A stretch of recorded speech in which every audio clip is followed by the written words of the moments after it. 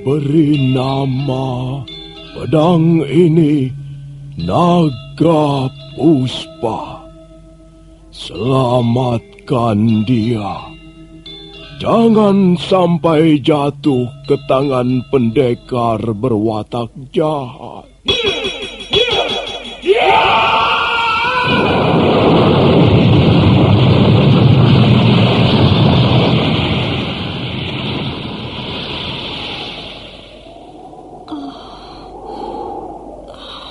Kakang Kamandanu, kau masih juga tidak percaya bahwa aku mencintaimu. Meisin, maafkan aku, Meisin. Meisin. Meisin!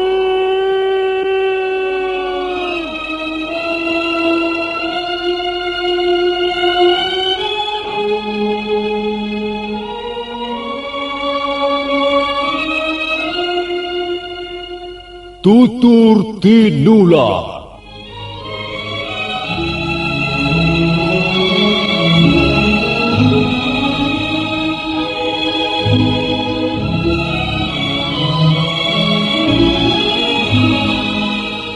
Sebuah sandiwara radio serial, produksi Sanggar Cerita dan teater Sanggar Prativi. Sebuah kisah dengan latar belakang sejarah runtuhnya Singasari dan berdirinya Kerajaan Majapahit.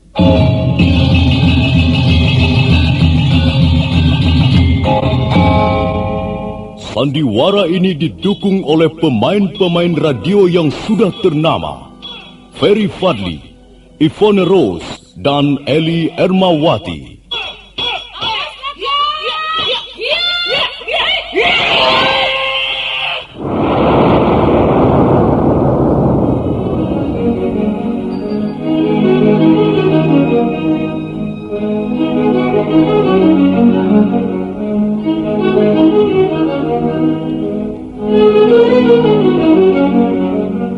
Cerita ini ditulis dan disusun oleh S. Tijab. Teknik dan montase dikerjakan oleh Rudi Tinangon dan Joko SP. Sutradara EWS Yuwono. Kali ini mengetengahkan episode pertama dengan judul Pelangi di Atas Kurawa.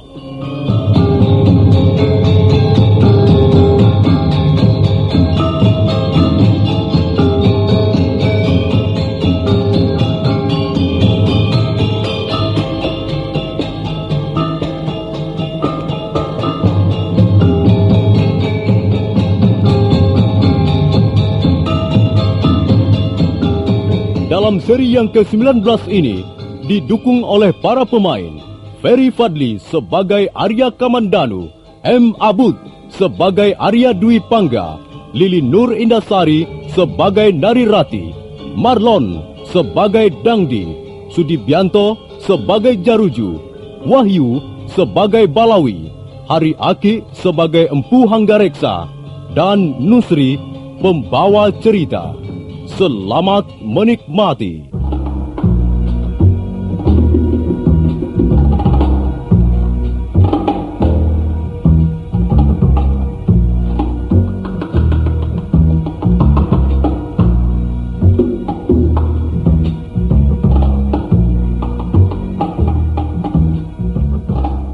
Empu Hanggareksa menoleh pelan ketika melihat pintu ruang kerjanya terbuka. Arya Kamandanu melihat wajah ayahnya dari balik remangan sinar lampu minyak jarak yang tergantung di tengah ruangan. Duduklah, Kamandanu. Iya, Ayah.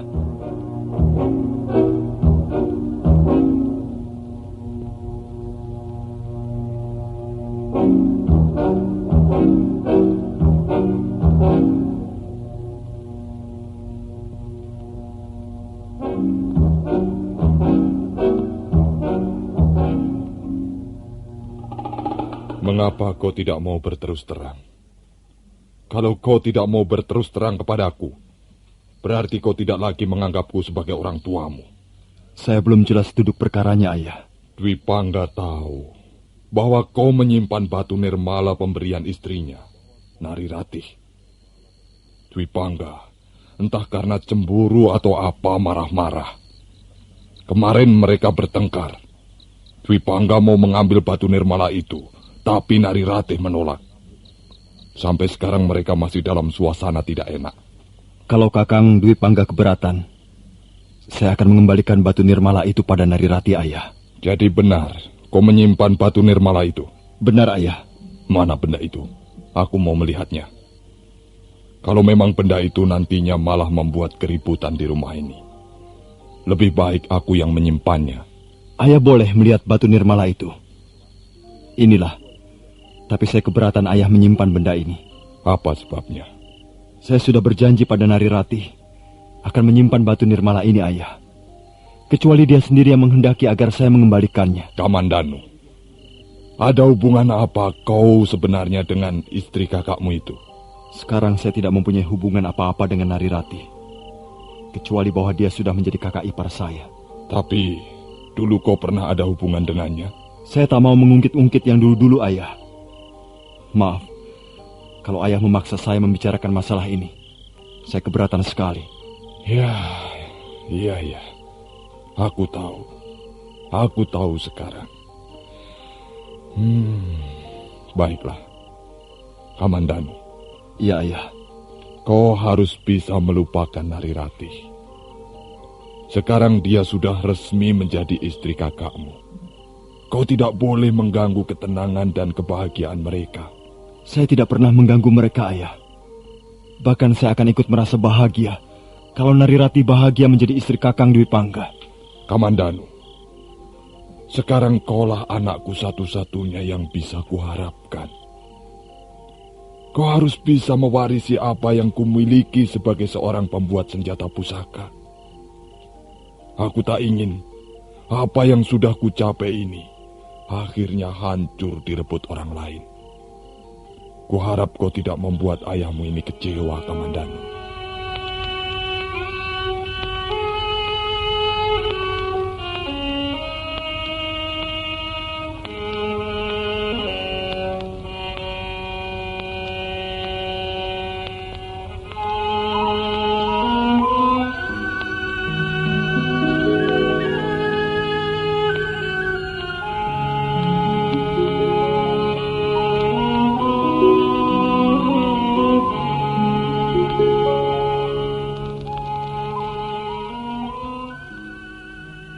Sebaiknya kita pulang ke Manguntur, Kakang.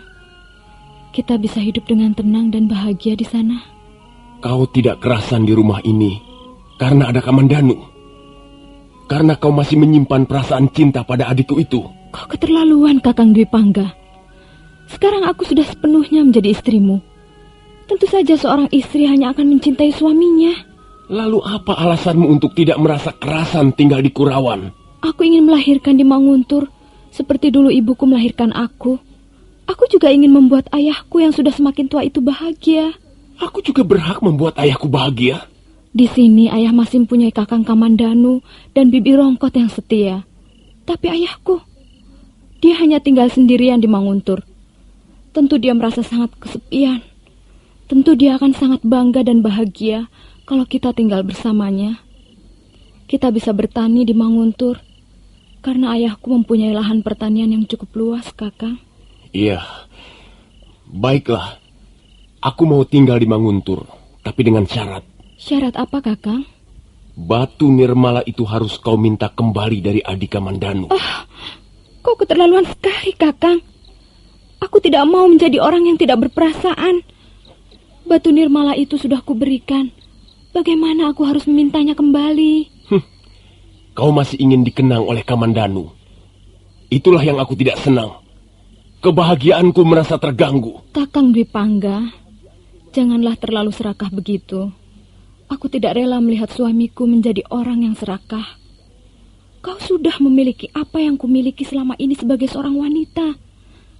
Dan kau akan memilikinya selamanya. Tapi mengapa kau masih juga meributkan batu nirmala? Jadi kau masih mempertahankan hubungan batinmu dengan Kamandanu? Oh, Kakang. Kakang Dwi Pangga. Kau terlalu cemburu. Cemburu yang tidak pada tempatnya. Sudahlah Narirati. Itulah persyaratan yang kuajukan padamu. Besok pun aku bersedia pindah ke Manguntur. Asal batu nirmala itu kau minta dari adik Kamandanu. Dan kau berikan padaku. Baiklah Kakang Dwi Pangga. Kalau memang begitu keinginanmu, aku akan memintanya kembali batu nirmala itu.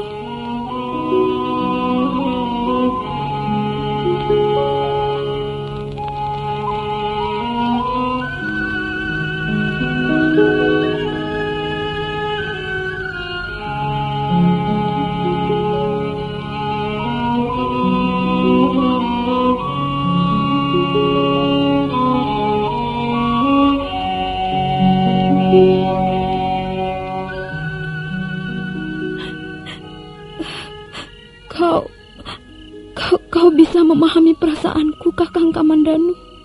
Mengapa tidak, Narirati? Sudahlah. Aku tak ingin melihat kebahagiaan kalian tercemar oleh batu nirmala ini. Bawalah kembali benda ini. Seharusnya aku tidak melakukannya. Aku sudah memberikannya padamu, Kakang. Tapi... Rati, aku sudah berjanji dalam hati. Aku tidak akan memberikan pada siapapun batu nirmala ini. Kecuali kau yang memintanya kembali. Oh, maafkan aku, Kakang. Aku tidak bisa membuat Kakang Dwi Pangga mengerti persoalan ini. Dia tetap menginginkan batu nirmala itu. Maafkan aku, Kakang. Kau tidak bersalah. Mengapa harus minta maaf? Sungguh mulia hatimu, Kakang. Aku malu sekali. Aku benar-benar merasa malu. Rati, tak ada satupun yang dilakukan oleh manusia ini sempurna adanya. Karena itu tak perlu kau menyesalinya. Sekarang kau sudah menjadi istri Kakang Dwi Pangga. Nah, kuharap kau menjadi istri yang baik, dan kalian berdua bisa terus hidup berdampingan selamanya. Sungguh, aku akan merasa bahagia jika kalian berdua bahagia. Nah, terimalah batu nirmala ini kembali, Rati. Oh, terima kasih, Kakang. Terima kasih atas pengertianmu yang sangat besar ini. Kukira lebih tepat kalau Kakang Dwi Pangga yang menyimpan batu nirmala itu. Baiklah, Rati. Tak baik kita lama-lama berbicara seperti ini. Nanti kalau Kakang Dwi Pangga melihat, bisa menimbulkan salah paham lagi.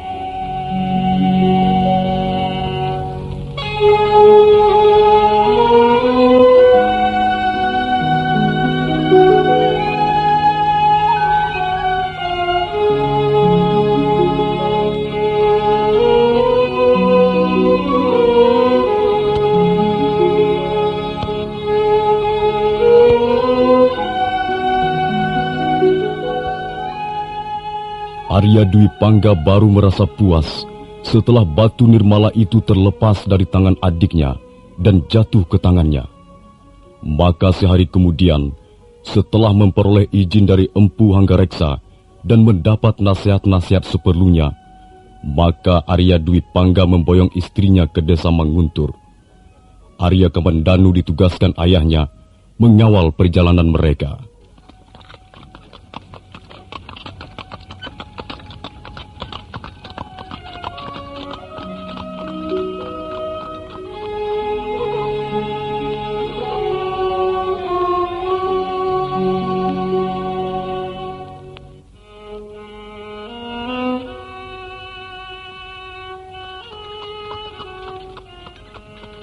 Kereta kuda yang ditumpangi Arya Dwi Pangga dan Narirati berjalan menyusuri jalan desa yang amat indah pemandangannya.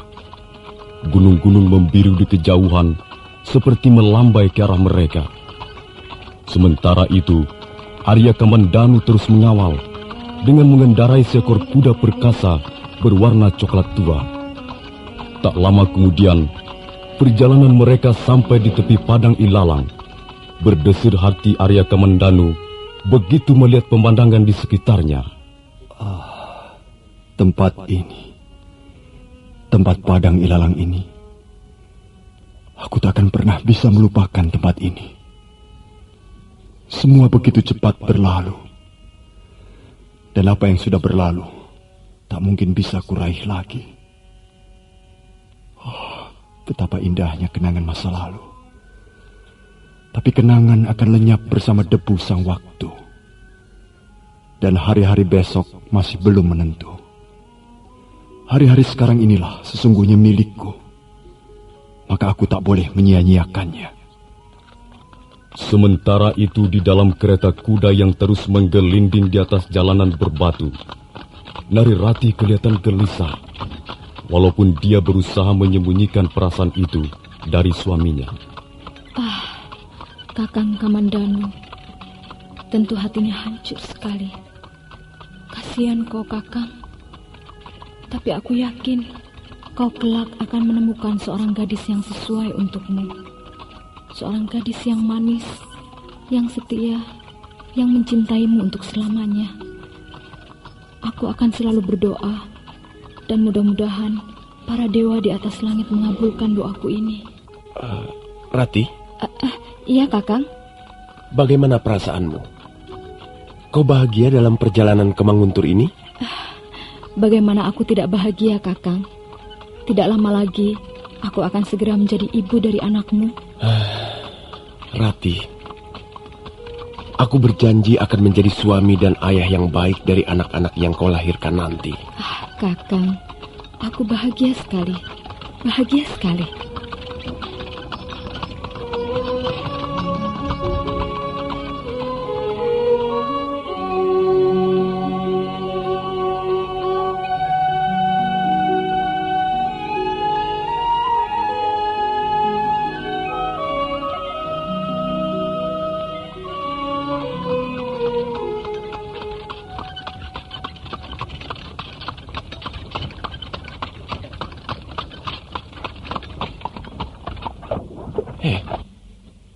Siapa mereka itu, Kamandanu? Mengapa mereka menghadang perjalanan kita? Kakang Dwi Pangga tidak usah turun dari kereta. Biar aku saja yang menghadapi mereka. Bukankah mereka itu Dangdi? Siapa dua orang temannya itu? Kalian berdua diam saja dalam kereta. Agaknya mereka bermaksud membuat gara-gara lagi denganku. Hei, Kamandanu. Bukankah yang berada dalam kereta itu pasangan pengantin baru? Iya, Dangdi. Mereka adalah pengantin baru. Kakakku Arya Dwi Pangga dan istrinya Narirati. Kasihan sekali kau, Kamandanu. Mengapa sekarang pangkatmu semakin melorot? Mestinya kau yang berada dalam kereta itu. Tapi rupanya kau harus cukup puas menjadi pengawal pribadi kakakmu itu. Dangdi, kami sedang dalam perjalanan ke Manguntur. Kuharap kau tidak mengganggu perjalanan kami ini. Siapa yang mengganggu kalian? Siapa? Kalau kalian mau lewat, ya silakan saja lewat. Mana bisa kami lewat kalau kalian bertiga menghadang di jalan begitu? Kalau memang kalian tidak bisa, ya mau bagaimana? Kembali saja ke Kurawan atau carilah jalan lain. Jadi kalian bertiga tidak mau memberi kami jalan untuk lewat? Hei, Kamandanu, jangan mencoba mengancam kami. Ayo turun kau dari kudamu. Ayo, turun Kamandanu. Kalau kau bisa mengalahkan kami bertiga, barulah kami akan memberi jalan pada kalian. Baiklah. Kalau memang itu kemauanmu, aku akan turun. Bagus. Tapi aku masih meragukan keberanianmu, Kamandanu. Jangan-jangan hanya untuk mencari muka di depan pengantin wanita. Sebenarnya aku sudah muak melihat kelakuanmu ini, Dangdi. Dan selama ini aku masih mencoba bersabar. Tapi karena kali ini aku ditugaskan mengawal saudara tuaku ke Manguntur, maka tak ada pilihan lain kecuali melayani kesombonganmu. Jangan banyak mulut kau. Jarutu, Balawi, ayo, kalian jangan diam saja. Kita bikin sekali lagi babak belur orang ini, baru aku merasa puas. Ayo.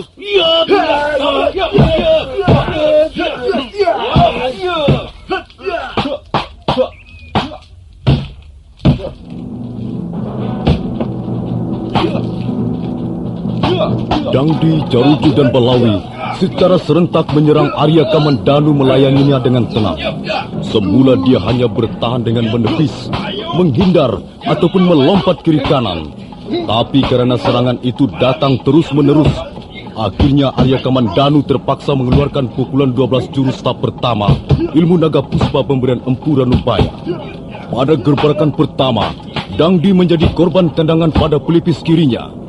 Gebrakan kedua, Balawi terpaksa meraung kesakitan sambil mendekap alat kelaminnya. Dan giliran Jaruju ialah gebrakan ketiga. Jaruju agaknya mempunyai kemampuan lebih tinggi dibanding Balawi temannya. Jaruju, kalau kau masih nekat menyerang, kau akan bernasib sama dengan dua orang temanmu itu. Hai, jangan sombong kamu, Kamandanu.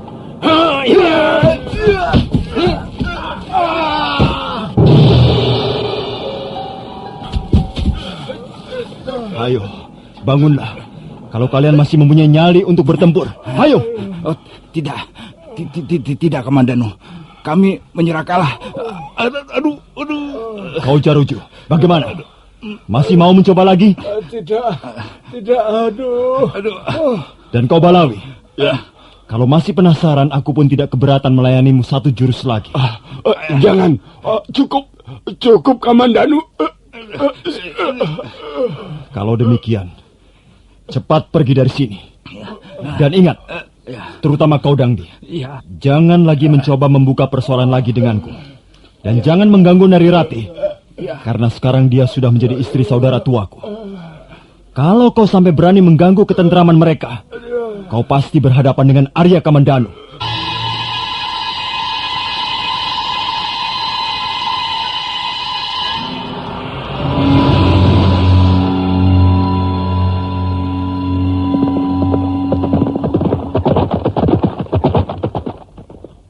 Bagaimana Kamandanu? Kakang tidak usah khawatir. Mereka tidak akan berani mengganggu kalian lagi. Kakang tidak apa-apa. Aku tidak apa-apa, Rati. Marilah kita lanjutkan perjalanan ini. Manguntur sudah tidak terlalu jauh dari sini.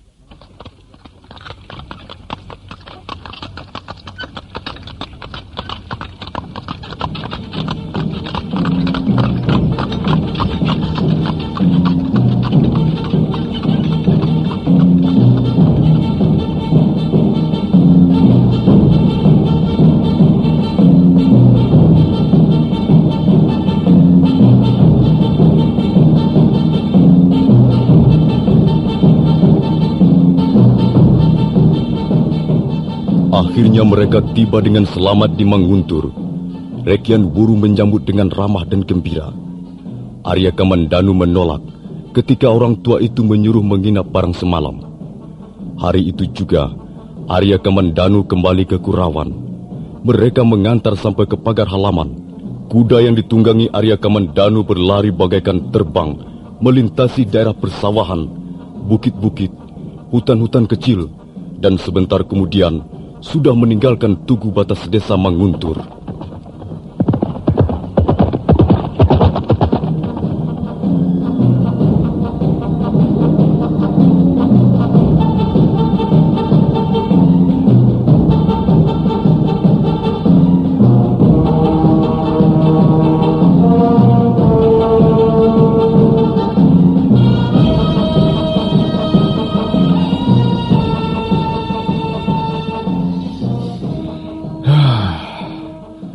Bagaimanapun juga, senjata pusaka buatanku masih di bawah tingkatan Kakang Ranubaya. Bagaimanapun juga dia lebih ahli. Dan inilah yang membuatku tidak senang. Suatu ketika Kakang Ranubaya bisa menjadi batu sandungan di tengah jalan. Orang tua itu sangat kokoh pendiriannya. Sudah berapa kali ku coba untuk menariknya kerjasama. Dia tetap tidak bersedia. Kurang ajar dia. Dia merasa lebih pintar, merasa lebih hebat.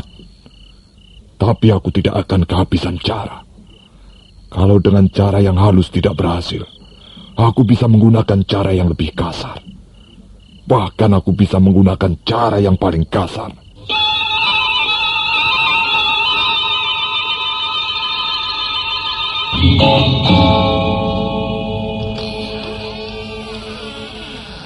Kaukah itu Kamandanu?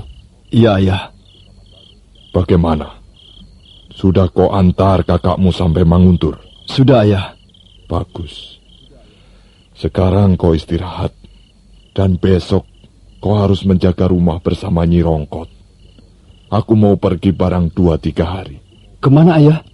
Ke Singasari.